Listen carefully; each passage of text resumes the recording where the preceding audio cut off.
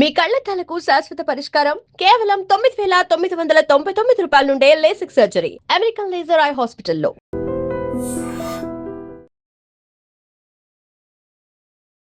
సందీప్ గారు చెప్పారని మీకు ఏం ఆలోచించకుండా ఈ కథను చూజ్ చేసుకున్నారా? అండ్ స్టోరీ నెరేషన్ జరుగుతున్నప్పుడు మీకు నచ్చింది ఏంటి? ఆ డిసిషన్ మేకింగ్ రావడానికి కారణమైన ఆ ఎలిమెంట్ ఏంటి? ఉన్నట్టు మనసులోకి వెళ్ళి చెప్పాలంటే సందీప్ అన్న చెప్పగానే అరే ఖతర్నాక్ స్టోరీ అయి ఉంటుంది పక్కా అని ఫిక్స్ అయిపోయినా నేను.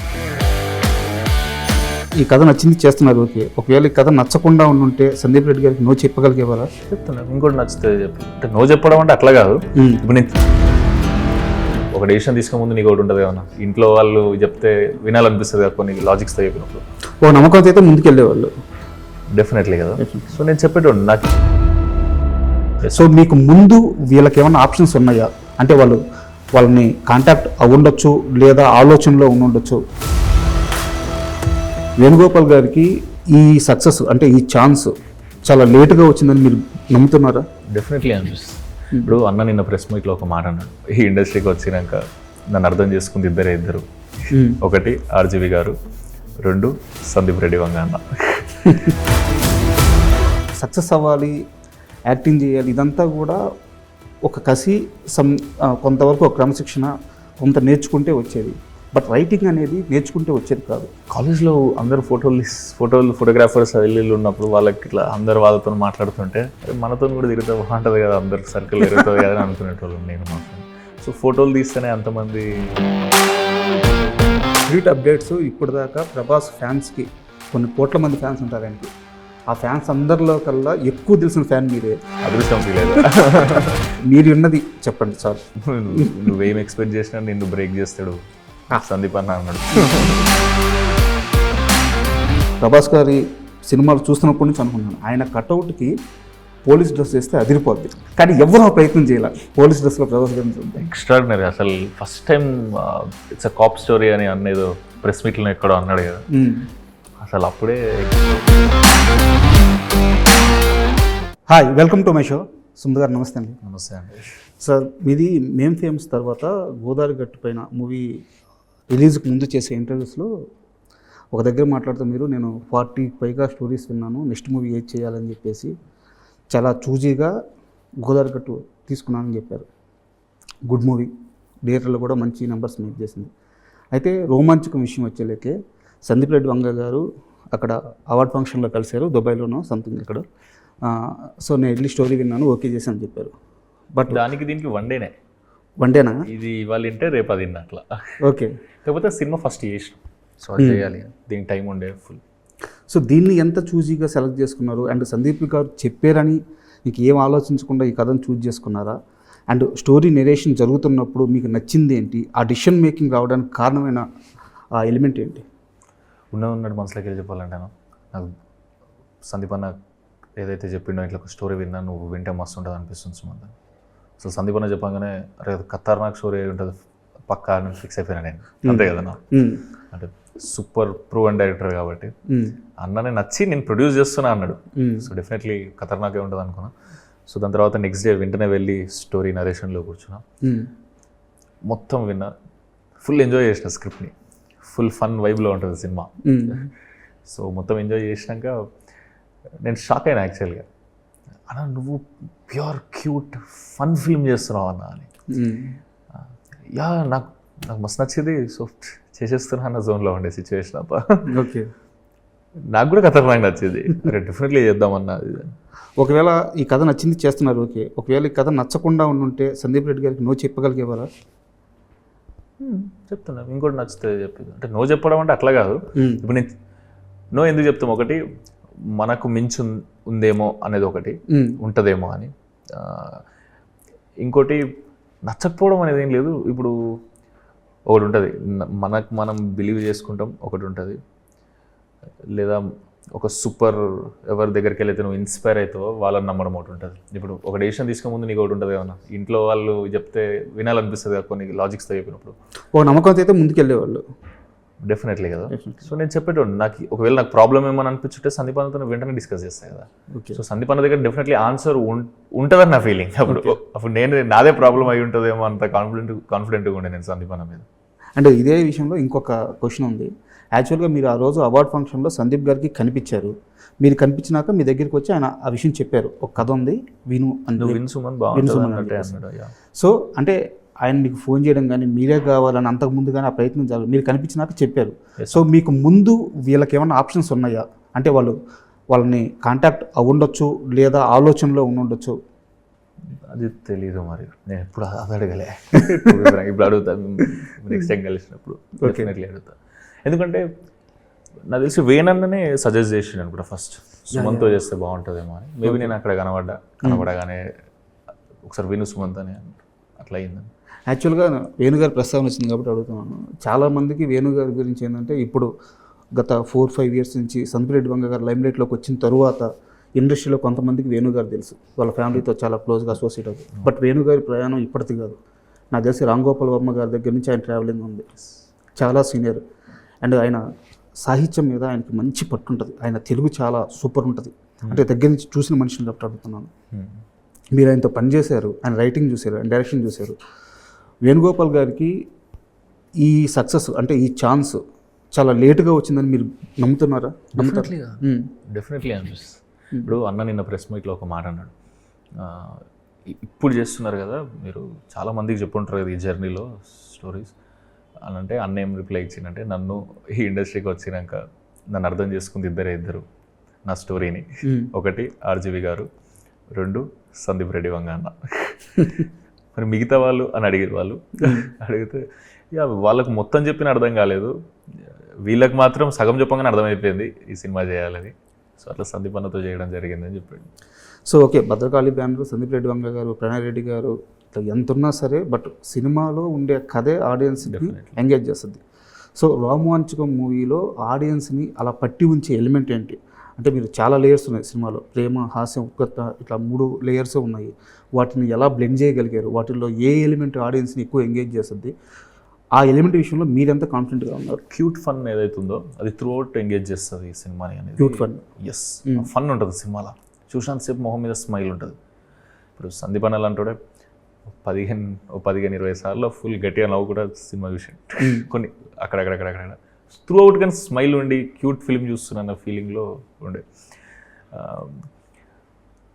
వేణు అన్న దీని ట్రీట్మెంట్ని అంత ఎంగేజింగ్గా తీసాడు, ఆ మ్యూజిక్ని అట్లా అప్లై చేసాడు. ఎక్స్ట్రాడినరీ మ్యూజిక్ టేస్ట్ ఉంటుంది వేణు అన్నకి. సందీప్ అన్న ఎట్లుంటుందో అట్లనే అనిపిస్తుంది నాకు కూడా మ్యూజిక్ టేస్ట్లో, గ్లిమ్స్లో టచ్గా అనిపిస్తుంది. యా, దాని తర్వాత బీజిఎమ్స్ కూడా అట్లనే కొత్త సౌండ్ ఉంటుంది, అంటే ఫ్రెష్ అనిపిస్తుంది అన్న ఉద్దేశం. అండ్ విజువల్స్ కూడా అంతే కలర్ఫుల్గా ఇప్పుడు పోస్టర్స్ వస్తున్నాడు అదే వైబ్లో ఉంది. దీనికి మించి అన్న ఎక్కువ కేర్ తీసుకుంది పర్ఫార్మెన్స్ల మీద. యాక్టర్స్, నేను, నా ఫ్రెండ్స్, అనంతిక, ఈ పర్ఫార్మెన్స్ల మీద అసలు అంటే ఘోరంగా కాన్సన్ట్రేషన్ చేశాడు. అందుకే మేము సినిమా చూసినప్పుడు మనమే కొత్తగా అనిపిస్తున్నాం అని. అంటే ఒక కరెక్ట్ డైరెక్టర్ తగిలితే లోపల ఉన్న క్యారెక్టర్ బయటకు తీస్తాడు, కొత్తదానాన్ని బయటకు తీస్తాడు అనుకుంటుంటాం కదా, అది నాకు నా దాంట్లో అనిపించింది. సూపర్. అయితే నాకు బాగా గుర్తు 2018 ట్యాక్సీ వాళ్ళ మూవీ సినిమా రిలీజ్ అయింది, దానికి మీరు రివ్యూ ఇచ్చారు ట్యాక్సీ వాళ్ళకి. సో విజయ్ దేవరకొండ గారు ఇదే బ్యానర్లో ఆయన అర్జున్ రెడ్డి చేశారు. అవును. సో ఇప్పుడంటే ఖచ్చితంగా ఎవరు ఎక్స్పెక్ట్ చేయరు జరగబోయే జర్నీని. ఇప్పుడు ఈ సినిమా చేస్తున్నప్పుడు ఆ విజయ్ దేవరకొండ గారు చేసిన బ్యానర్లోనే మీరు సినిమా చేయడం, సో మీ ఫేవరెట్ హీరో ప్రభాస్ చేస్తున్న బ్యానర్లోనే మీరు సినిమా చేయడం, ఏ డే అయినా నిద్రపోయే ముందు ఏంది ఇదంతా నిజమా, ఇది నేను అచీవ్ చేశానా, ఇలాంటి ఒక ఫీలింగ్ కలిగినప్పుడు ఎలా అనిపిస్తుంది మీకు? నాకు ఇది ఈ సినిమా డబ్బింగ్ కంప్లీట్ అయిపోయి ఫస్ట్ కాపీలాగా చూసుకుంటాం కదా, అట్లా చూసినప్పుడు అనిపించేది ఇంత పెద్ద బ్యానర్, అది కూడా ప్రభాస్ అన్నతో సినిమా తీస్తున్న టైంలో, అంటే నాకు ఎక్కువ ఇష్టం కాబట్టి ఉండేది. అండ్ అసలు ఇది నిజమేనా అన్న ఫీలింగ్ వచ్చేది. అసలు ఇది జనాలు చూసి ఏమంటారు, ఏంది పరిస్థితి, మనమైతే ఫుల్ ఎంజాయ్ చేస్తున్నాం కంటెంట్ని కూడా. అండ్ అన్న వాళ్ళు ఉన్నారు పుష్ చేయడానికి, సినిమాని జనాలకు తెలియజేయడానికి. మీరు అన్నట్టు ఆ ఫీలింగ్ ఏంటంటే మీరేమంటారనే చూసి అసలు మేము ఫీల్ అవుతుంది, మీరు కూడా ఫీల్ అయితే డెఫినెట్లీ బ్లాక్ బస్టర్. అసలు నేను రీసెంట్గా మన మై విలేజ్ షోకి సంబంధించిన అంజిమామ అని ఒక ఆర్టిస్ట్ ఉంది. అవును, అంజిమామ. సో మీ సినిమాలో కూడా చేశారు మే ఫేమస్. ఆయన ఇంటర్వ్యూ చేస్తున్నప్పుడు సో మే ఫేమస్ గురించి ప్రస్తావన వచ్చింది, అంతా అయిపోయింది. ఇంటర్వ్యూ అయిపోయిన తర్వాత ఆయన ఒక మాట అన్నారు, పిలిచి మరీ చెప్పారు. సుమంత్ ఒక 8 years బ్యాక్, అంటే అతను అప్పటికి ఇంకా ఛాన్స్ రాలేదు, అతను హీరో అవుతారని తెలియదు. అంజమామ నేను హీరోని అవుతాను, నా సినిమాలో నీకు క్యారెక్టర్ ఇస్తాను అన్నాడు. నేను నమ్మలేదు. ఆ కుర్రాడి గట్స్ ఏంది, ఆ కుర్రాడి ధైర్యం ఏంది, నాకు చెప్పినట్టు పిలిచి మళ్ళీ ఛాన్స్ ఇచ్చాడు అని చెప్పేసి మీ మైండ్ సెట్ గురించి 15 నిమిషాలు మాట్లాడారు. అంతగానో ఏం చెప్పిండు? లేదు, పాజిటివ్గానే. అంటే ఒక మనిషి నేను హీరో అవుతాను అని బలంగా నమ్మి దాన్ని అచీవ్ చేసి దాన్ని ముందే అనౌన్స్ చేయడం కూడా. సో ఆ మైండ్ సెట్ ఎలా అలవాటైంది? హీరో అనే పదం వాడలే అప్పుడు నేను. యాక్చువల్గా గుర్తుంది అది కన్వర్జేషన్ మామ ఫ్లోలో అయిపోయింది. ఏమంటే ఇండస్ట్రీలో చాలా పెద్ద పొజిషన్కి రావాలి మామ, 100% ఒకవేళ నేను చేయగలుగుతున్నాను అనుకో నీకు డెఫినెట్లీ నేను క్యారెక్టర్ ఇస్తాను. అట్లా అయ్యింది అది. చాలా స్ట్రాంగ్ అయిపోయినప్పుడు ఫుల్ మేనిఫెస్ట్ చేస్తుండే దాని గురించి నేను. ఇక దాని గురించి దిమాగ్ పెట్టేటోని రోజు 18 గంటలు ఏం చేయొచ్చు అని. పండుకునేటప్పుడు కూడా కళలకు అవే వచ్చేటి, ఎట్లా చేస్తాం, ఏంది ఫ్యూచర్ ఏంది అని. అంటే ఇది యాక్చువల్గా అచీవ్ చేశారు కాబట్టి మనం చాలా సరదాగా మాట్లాడుకుంటాం. బట్ చాలామంది మిడిల్ క్లాస్ కుర్రోళ్ళ డ్రీమ్ ఇది. నా కుటుంబం ఫైనాన్షియల్ స్టేటస్ని మార్చేయాలి, మా అమ్మ నాన్న స్ట్రగుల్స్ని మార్చేయాలి. ప్రతి మిడిల్ క్లాస్లో ఉండే యువకుడు, మధ్యతరగతి ప్రతి యువకుడు ఇదే కలగంటూ ఉంటారు. బట్ వాళ్ళకు కొన్ని సిచ్యువేషన్స్ ఎదురవుతాయి. అక్కడి నుంచి అప్పుడు దాకా డిసిషన్స్లో ఉన్నాయి, వాళ్ళు ఆచరణలోకి వస్తారు. ఆ ఒక్క పర్టికులర్ ఇన్సిడెంట్ వాడి మైండ్ సెట్నే మార్చేస్తుంది, లైఫ్ని సీరియస్గా తీసుకుంటాడు. మీకు అలా జరిగిన ఇన్సిడెంట్ ఏంటి లైఫ్లో? ఒక్క మూమెంట్ ఉండే, అంటే చిన్న మూమెంటే, అది స్ట్రగుల్ లాగా కాదు కానీ ఇట్లా హిట్ అయింది నాకు. అడు పాపం నా ఫ్రెండే రోహన్ అని ఉంటాడు. ఒకసారి కార్లో ఉన్నప్పుడు వాడు ఇన్నోవా కార్లో రోహన్ వచ్చేటాడు అనమాట ఇంటర్లో. ఓ డ్రైవర్ అట్లా వచ్చాడు. ఒకసారి ఏదో అర్జెంట్ పని ఉంటే అది గిందాక దింపరా అందరినీ, లేదురా కొంచెం నేను కూడా పోవాలి అర్జెంట్గా, మా డాడీ తిడతాడు అన్నాడు. మా కారు కొంటారా బాయ్ అనుకున్నా. అప్పుడు అనుకున్నావు అట్లా, అంటే బచ్చగల్ ఇంటర్ అంటే అర్థమైంది మైండ్ సెట్. సో అట్లా అనుకున్నప్పుడు నాకు చిన్నప్పటి నుంచి ఊకొకటి ఉండేది, మా డాడీని ఏదైనా అడుగుదామన్నా, నాకు రిమోట్ కంట్రోల్ ఆర్సీ కార్స్ అంటే మస్తు ఇష్టం.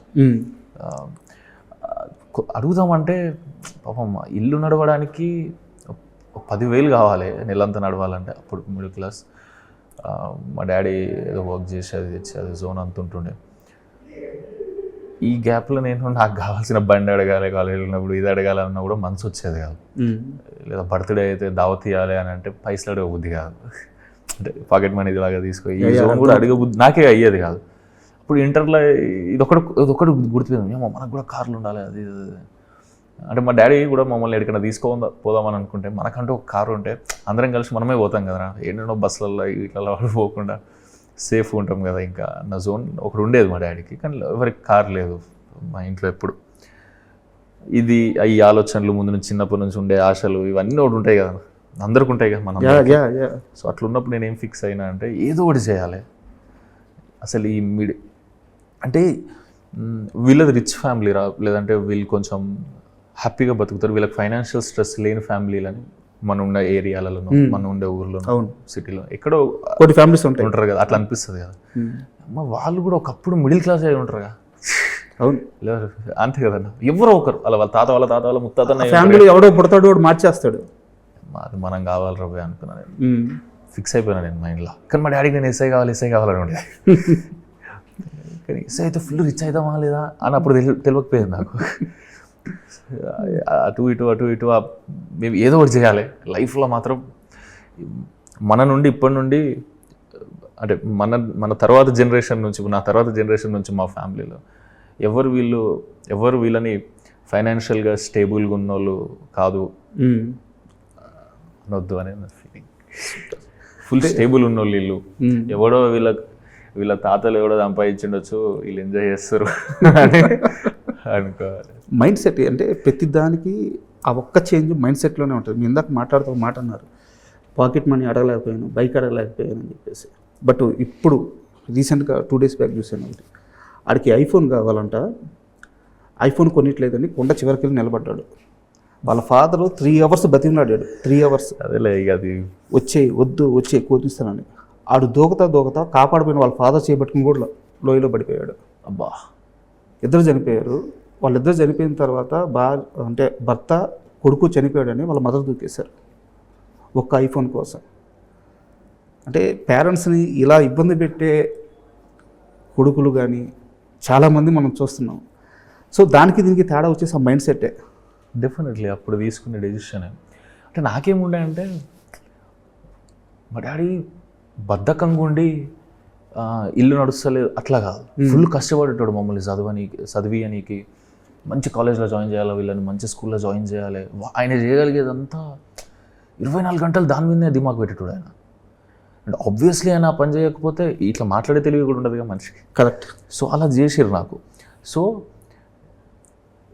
నేను ఈయనకి రిటర్న్లు ఎంత ఇవ్వగలుగుతా మా మమ్మీకి డాడీకి అనేది మాత్రమే ఆలోచిస్తుండే అన్న. నన్ను సపోర్ట్ చేసిన వాళ్ళు కూడా, నా ఫ్రెండ్స్ కూడా. నాకు వీలైనంత వరకు వాళ్ళని సూపర్ హ్యాపీ చేయాలని ఉంటుండే. నేను చేసే దాంట్లో పని కరెక్ట్ ఉంటే, దొంగతనం చేయకుండా, మోసం చేయకుండా, ఏం తప్పు లేకుండా చేస్తే ఇంకా అంతకన్నా మించి హ్యాపీగా. అదే కదా మన సక్సెస్ వాళ్ళు కదా వాళ్ళకి. అదే చేసేసిన వాళ్ళకి. మా డాడీకి ఒక కార్డు ఇచ్చిన, నీ ఇష్టం ఉంది కొనుక్కో, నీ ఇష్టం ఉన్నాడు తిరుగు, ఈ కార్లో పో, నీ కార్డులో డబ్బులు అయిపోవు, ఈ కార్లో డీజిల్ అయిపోదు, నీ ఇష్టం అని చెప్పిన. వాళ్ళ క్యూట్ అనిపిస్తుంది మా డాడీ మమ్మీని చూస్తే కూడా. వాళ్ళు జీప్ కూడా ఉంటుంది ఇంట్లో, వాళ్ళ తార్లెక్కి ఇద్దరు మంచిగా గుడి పోతారు, మొక్కుతారు, వస్తారు. వాళ్ళు అంతకన్నా మించి కూడా ఏం లేదు. మా అయితే మా daddy white shirt white pant కొనుక్కుంటాడు వల్ల. మా మమ్మీ ఎప్పుడో ఒకసారి వచ్చి హీరో కొనుక్కుంటారు, కొనుక్కోండమ్మా ఏదో ఒకటి చేయండమ్మా అది ఇదని నేను అంతే. అంటే అరే ఈ అప్పులు లేవు అని అంటేనే అమ్మ ఇంత రిచ్చారా మనం అన్న ఫీలింగ్ వస్తుంది అన్నట్టు అనిపిస్తుంటుంది మా డాడీ చూస్తుంటే. ఇప్పుడు అదంతా పోయింది. ఇప్పుడు వాళ్ళ టెన్షన్ ఏంటంటే ఇప్పుడు ఈడ నిలబడ్డాడు ఇండస్ట్రీలో, ఇక కాందన్లో మనకు సంబంధించిన వాళ్ళు కూడా ఎవ్వరు లేరు, చుట్టాలు లేరు, ఫ్రెండ్స్ లేరు. సో వీడు ఎట్లా నిలబడతాడు, ఏం డెసిషన్స్ తీసుకుంటాడు, పోనీ మనం ఏమైనా గైడ్ చేద్దామన్నా మనకేం తెలియదే దాని గురించి అన్న జోన్లు ఉంటారు వాళ్ళు పాపం. సో వాళ్ళు ఏ బిజినెస్కైనా సెట్ అయ్యేది, ఏ క్రాఫ్ట్కైనా సెట్ అయ్యే మాటలు మన మమ్మీ డాడీ మనకి ఏం చెప్తారో అది చెప్తారు. ఏది చేసినా ఆలోచించి, నువ్వు ఏదైనా పని చేస్తే నీకు మంచి జరగాలి, నీ చుట్టూ ఉన్న 10 మందికి మంచి జరగాలి, అంతే. ఇంక నీ ఇష్టం లేదు. చాలా కరెక్ట్ పాత్రలో ఉన్నారు. సో అర్థమవుతుంది. అయితే సక్సెస్ అవ్వాలి, యాక్టింగ్ చేయాలి, ఇదంతా కూడా ఒక కసి, కొంతవరకు ఒక క్రమశిక్షణ, కొంత నేర్చుకుంటే వచ్చేది. బట్ రైటింగ్ అనేది నేర్చుకుంటే వచ్చేది కాదు, అది అబ్బాల. ఖచ్చితంగా ఎవరు ఎంత నేర్చుకున్నా, జర్నలిజంకి వెళ్ళినా, ఇంకో దగ్గర అసిస్టెంట్గా చేసినా, బై డిఫాల్ట్ బాడీలో ఆ సెన్స్ లేకపోతే రైటింగ్ రాదు. సో అది ఎక్కడ స్టార్ట్ అయింది? మేము పిల్లగాడు అట్లా కాలేజ్లో ఉన్నప్పుడు చిన్న వెబ్ సిరీస్, షార్ట్ ఫిల్మ్స్ లాగా చేసేటప్పుడు కాలేజ్లో అందరు ఫోటోగ్రాఫర్స్ వెళ్ళి ఉన్నప్పుడు వాళ్ళకి ఇట్లా అందరు వాళ్ళతో మాట్లాడుతుంటే అంటే సర్కిల్ పెరుగుతుంటుంది ఇక్కడ. అరే మనతో కూడా తిరుగుతా బాగుంటుంది కదా, అందరు సర్కిల్ పెరుగుతుంది కదా అని అనుకునేటోళ్ళం నేను మా ఫ్రెండ్. సో ఫోటోలు తీస్తేనే అంతమంది మాట్లాడితే మనం వీడియోలు తీద్దాం రవి అనుకున్నాం. సో అప్పుడు షార్ట్ ఫిల్మ్ చేద్దామని అనుకున్నాం కాలేజ్లో. ఎవరిదో కెమెరా అడిగి ఎవరిదో అట్లా చేసి స్క్రిప్ట్ రాయాలి కదా రవి ఎట్లా, అది యూట్యూబ్లో చూస్తే స్క్రిప్ట్ రైటింగ్ ఎట్లా, how to right A short film అని. డిగ్రీ సెకండ్ ఇయర్లో ఉన్నామా, ఫస్ట్ ఇయర్లో ఉన్నాం, how to right A short film అది వాడు చెప్తాడు కదా యూట్యూబ్లో, ఏదో ఒక వీడియోలు ఉంటాయి. అది చూస్తే ఇప్పుడు స్క్రిప్ట్ రైటర్ కావాలి మనకి, ఏదో ఒకటి రాశారా నువ్వే అది నా ఫ్రెండ్ అన్నాడు. ఓకే డా నేను రాసేస్తాను, మరి నువ్వేం చేస్తావు, నువ్వు కూడా ఏదో ఒకటి చేశారా అని అంటే ఒకటి కాస్టింగ్ చేసి ఇప్పుడు కాస్టింగ్ డైరెక్టర్ అయినాడు. అది ఒక్కొక్కటి మేమే క్రాక్ చేసుకున్నాం ఊరికే. బట్ ఇప్పుడు అంటే నేను కాకపోతే దాని మీద మీరు అన్నట్టు మీ స్కిల్స్ గురించి పదును పెట్టిన అయితే మీరు అన్నది కూడా కరెక్టే. కొంతమంది స్టార్ట్ చేసేస్తారు, వచ్చేస్తుంది, బట్ తెలియకుండా మనల్ని ఏదో ఎక్కడో ఇన్స్పైర్ చేసి ఉంటుంది మైండ్ లాగా. ఉదాహరణకి కొంతమంది రాసేస్తూ ఉంటారు, అవలీలగా కవితలు వస్తాయి, వాడు ఎక్కడ పోయిటరీ చదివి ఉండడు, వాడికి ఆ ఫస్ట్ లవ్, ఆ సినిమా ప్రభావం తెలియకుండా ఒక రైటర్ గురించి తెలుసుకున్న విధంగా మైండ్ మీద పడిపోయి ఉంటుంది, వాడికి తెలియదు అది. సో ఇప్పుడు సక్సెస్ అయిన తర్వాత అయినా మిమ్మల్ని అటువైపు నడిపించిన ఆ ఎలిమెంట్ అనేది మీకు అర్థమవుతుంది? నాకేమనిపిస్తుంది అంటే చిన్నప్పటి నుంచి నాకు ఏదన్నా ఇంట్రెస్టింగ్ ఉంటే నచ్చుతుంది అన్న. సౌండింగ్ కానీ ఇప్పుడు డైలాగ్స్ రైటింగ్ అనుకో ఫర్ ఎగ్జాంపుల్, అది ఇంట్రెస్టింగ్ ఉంటే నచ్చుతుంది. ఇప్పుడు ఈ షూస్ ఉన్నాయి, ఈ షూ అనేటప్పుడు ఏ షూ కొనాలని సెలెక్ట్ చేసుకుంటుంటాం కదా, మా అయితే కలర్ చూస్తాం, డిజైన్ చూస్తాం, ఇట్లా చూస్తాం, అట్లా చూడలేదు. ఇప్పుడు ఈ షూ చూస్తే ఇదంతా ఒకటే పీస్, దీంట్లో సోల్ పోవడం అనే ఉండదు, షూ అంటే ఒకటే పీస్, అదే ఇంట్రెస్టింగ్ ఉంది కదా వేసుకుంటా అట్లా ఎగ్జైట్మెంట్, చిన్న వెరైటీ ఉందా అని. ఇప్పుడు నేను చేసే పనులు కూడా అట్లనే ఉండాలి కదా. ఇప్పుడు మీరు అన్నారు ప్రమోషన్స్ అవి చేస్తుండే, ప్రమోషన్స్లో కూడా నేను అదే చూస్తుండే. సినిమా సెలెక్షన్ కూడా ఏదైనా దొరుకుతుందా కొత్తది అని ఆలోచిస్తుంది. ఇప్పుడు మీరు అన్నట్టు ఆ రైటింగ్ దగ్గరకు పోతే ఏదో సౌండ్ కొత్తగా ఉండాలిరా. ఇప్పుడు మేము ఫేమస్లో నాకు అనిపించింది చెప్తా. మేము ఫేమస్లో మేమందరం ఏదో తప్పు చేస్తే సర్పంచ్ క్యారెక్టర్ వచ్చి తిట్టాలి ఏమని, అరే మీ ఇంట్లో వాళ్ళు చూడు తలదించుకుంటారు, మీ వల్ల ఊర్లో ఇజ్జత్ ఉంటుంది అరవై, ఇది ఇంటెన్షన్ డైలాగ్ కదా. దాన్ని అట్లా కాదు, సౌండింగ్ ఏదో చేయాలన్నా, అటు పెద్ద డైలాగ్ లాగా ఉండొద్దు, ఇటు మరీ ఇట్లా నార్మల్గా ఉండొద్దు, ఏం చేస్తే బాగుంటుందని ఆలోచిస్తున్నాం అంతే. అట్లా ఆలోచిస్తున్నప్పుడు మీరంటే వయసు వాళ్ళరా, మీ తలకాయలు ఎటంటే అటు తిరుగుతాయి కిందికి మీదికి, మీ ఇంట్లో వాళ్ళు ముసలోళ్ళు కదా, ఒక్కసారి ఊర్లో తలకాయ దించుకుంటే మీదికి ఎత్తనికి మస్తు బరువు అవుతారా అంటాడు. మొత్తం సీనే మారిపోయింది అసలు. ఒక ఇంటెన్షన్ హిట్ చేస్తుంది కదా అనిపించింది. సో ఇంకొన్ని డైలాగ్స్ ఉంటాయి అలా చాలా ఉంటాయి. అంటే వాళ్ళ ఫ్రెండ్ని కలవడానికి వెళ్ళినప్పుడు, మా ఫ్రెండ్ సిటీలో ఉంటాడు, వాళ్ళ మమ్మీ డాడీ వాళ్ళని కలవడానికి వెళ్తున్నప్పుడు బస్సు ఎక్కేటప్పుడు మేము ఫ్రెండ్స్గా అనిపిస్తాం. అక్కడ చిన్న షాటే, అక్కడ మేము జోబులకి వెళ్ళి డబ్బులు తీసి అలా కొడతాం, ఖర్చులకు ఉంటాయి తీయని. అలా మమ్మీ వచ్చి వద్దు బిడ్డ అంటది. బిడ్డ అంటావు వద్దంటావు ఏందేను అంటే మామూలుగా అయితే ఏమంటారు, ఉండండి పర్లేదే ఉండంతి అని అంటాం. దీనికి ఏదైనా కొత్త సౌండింగ్ ఏదైనా క్రాక్ అవుతుందా అని ఆలోచిస్తుంటా అంతే. అట్లా సౌండ్ క్రాక్ అయిందంటే అదే డైలాగ్ అంటే నేను మాట్లాడితే డైలాగ్ అనుకుంటాను అంతే. ఇంట్రెస్టింగ్గా మాట్లాడితే ఇంట్రెస్టింగ్ డైలాగ్. సూపర్. అయితే రోమాంచక మూవీ స్టార్ట్ అయిన తర్వాత చాలా రోజులు హైడ్ చేశారు. అంటే షూటింగ్ నడుస్తుంది, ఈవెన్ మాలో కూడా చాలా మందికి తెలియదు. మీరు అంటే ఫుల్ ఫ్లెడ్జ్డ్గా అనౌన్స్మెంట్ చేసేదాకా సాంగ్స్ కానీ గ్లిమ్స్ కానీ ఈవెంట్ జరిగిన దాకా చాలామంది తెలియదు. సో ఎందుకు దాన్ని అలా హైడ్ చేయాల్సి వచ్చింది? రీజన్ ఏంటి? మేము కూడా రీజన్ కోసం వెతుకుతుండే, అసలు ఎందుకు అనౌన్స్ చేస్తలేరు అన్న వాళ్ళని. కానీ అడిగేంత ధైర్యం ఉండకపోయేది అప్పుడు. సో ఈ ప్రాసెస్లో పరిచయం పెరుగుతుంటుంది. అడిగినా నేనే షూటింగ్ అయిపోయినా అన్న కూడా అన్నాడు, మొన్న ప్రెస్ మీట్లో కూడా అన్నాడు కదా, మన బ్యానర్ నుంచి వస్తుందంటే స్పిరిట్ అప్డేట్ ఎక్స్పెక్ట్ చేస్తుంటారు సుమంత్. ఓకే, ఇప్పుడు ప్రభాస్ అప్డేట్ ఇవ్వాలంటే సుమంత్ ప్రభాస్ అప్డేట్ ఇస్తాయిందని అంటారు. అవునా, నేనైనా అదే అంటా అన్న, నువ్వైనా అదే అంటావు కదా ఎవరైనా. సో ఎందుకు ఆ ట్రోల్ తీసుకోవడం, మంచి కంప్లీట్ చేసినాం సినిమా చూసి, అరే నిజంగా ఖతర్నాక్ వచ్చిందని అనిపిస్తే మంచిగా చేద్దాం, అనౌన్స్ చేసి మంచి సినిమా ఇచ్చినామంటే వాళ్ళు సాటిస్ఫై అవుతారు కదా. సో అట్లా మెల్లగా వెనుక టకటక కంప్లీట్ చేసి ఇప్పుడు 3rd రిలీజ్ చేస్తాం. సూపర్. అంటే నాకు కొంచెం ఆశ్చర్యంగా అనిపించింది, అంటే మీరు కానీ అనంతిక కానీ యాక్టింగ్ చాలా బాగుంటుంది, మీ ఇద్దరిది టైమింగ్ కానీ సూపర్ ఉంటుంది. సో మీకెందుకు 3 నెలలు రిహార్సల్స్? 6 నెలలు 6 నెలలు యాక్చువల్గా అయితే. ఎందుకు? లేదు, ఈ క్యారెక్టర్లో చిన్న naughtiness, boy next door vibe, ఆ డైలాగ్ డెలివరీ కూడా ఇలా వెరైటీ ఉంటుంది అంతా. అండ్ అన్ని ఎమోషన్స్ కన్నా ఫన్నీ చేయడం అనేది మస్తు కష్టం అన్న. మన టైమింగ్కి వాడు నవ్వాలంటే చూసేవాళ్ళు, ఇప్పుడు ఒకరిని కూర్చోబెట్టి ఇప్పుడు అతను నవ్వాలి మన కామెడీకి అని అంటే అది ప్రాక్టీస్ కావాలి డెఫినెట్లీ.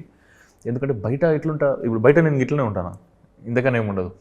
కానీ మీరు సినిమా చూసినాక మీరు చూడండి, మీరు చూసి మీరు చెప్పండి, అరే ఇలా కొత్తగా చేస్తే కొత్తగా చేసిన అని చెప్పండి. ఆ కొత్తగా చేయడానికి 6 నెలలు పట్టింది. యూజ్ అయింది అది. ఎస్, వాళ్ళు పర్ఫెక్ట్ అనుకున్నాకనే షూట్కి పోయాను. సూపర్. వేణు అన్న డైరెక్టర్.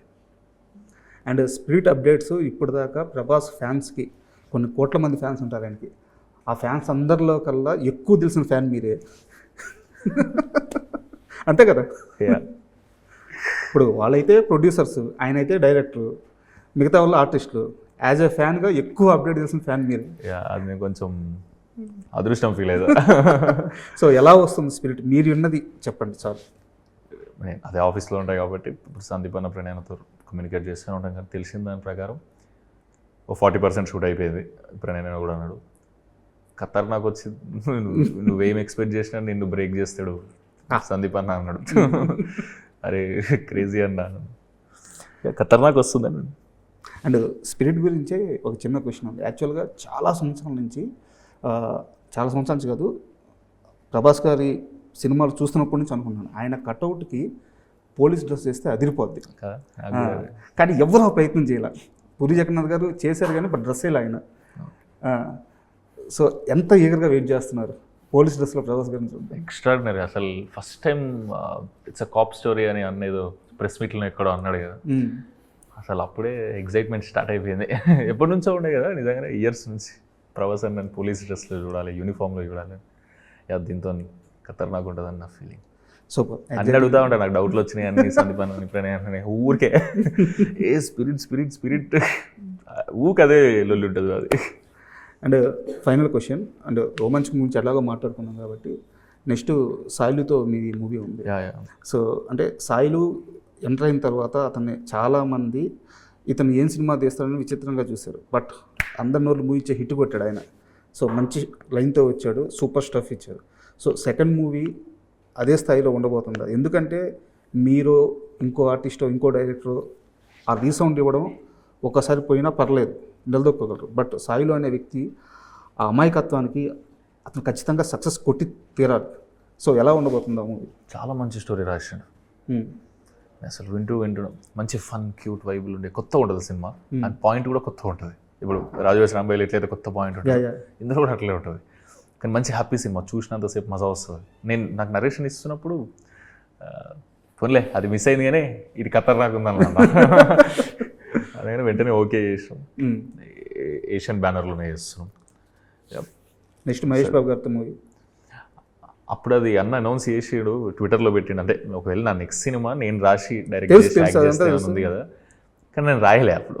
ఇప్పుడు రాస్తున్నారు? రాసేసిన, అయిపోయింది. కానీ అది డెఫినెట్లీ చెప్పాలి, నచ్చాలి, లేదా ఈ స్టోరీయా ఇంకో స్టోరీ వేయాలన్నా అంతే. అసలు ఆఫర్ చేయడం అనేది సూపర్ బూస్ట్ ఇచ్చింది నాకు కెరియర్కి. Definitely super. మీ కెరీర్ అంతా రైట్ పాత్లో ఉంది, కరెక్ట్ మూవీస్ పడుతున్నాయి. ఆల్ ద బెస్ట్ అండి. September 3rd. సో ఖచ్చితంగా ఆ హిట్ వైబ్ అయితే కనిపిస్తుంది. All the best. Thank you so much. And for more videos, Please subscribe to iDream. Please subscribe to iDream. Please subscribe iDream. And please subscribe to iDream. For more videos, subscribe to iDream. please like, share and subscribe to the channel. Congratulations, iDream. Subscribe to iDream. Subscribe to iDream. So subscribe to iDream Media. iDream ki iDream team andarki huge congratulations. Please subscribe iDream Media. Please subscribe to iDream. Subscribe iDream. Please subscribe to iDream. iDream అంటే నా కళల ఛానల్ను subscribe చేసుకున్న నోరు తిరుగుతలేదు, మీరైతే గంట గుర్తు కొట్టండి. For more such videos, please subscribe to iDream. Subscribe to iDream. Please subscribe to iDream. Please subscribe iDream Media. Please do subscribe to iDream. Please subscribe to iDream Media. For best entertainment and information, please subscribe iDream. And don't forget to subscribe to iDream.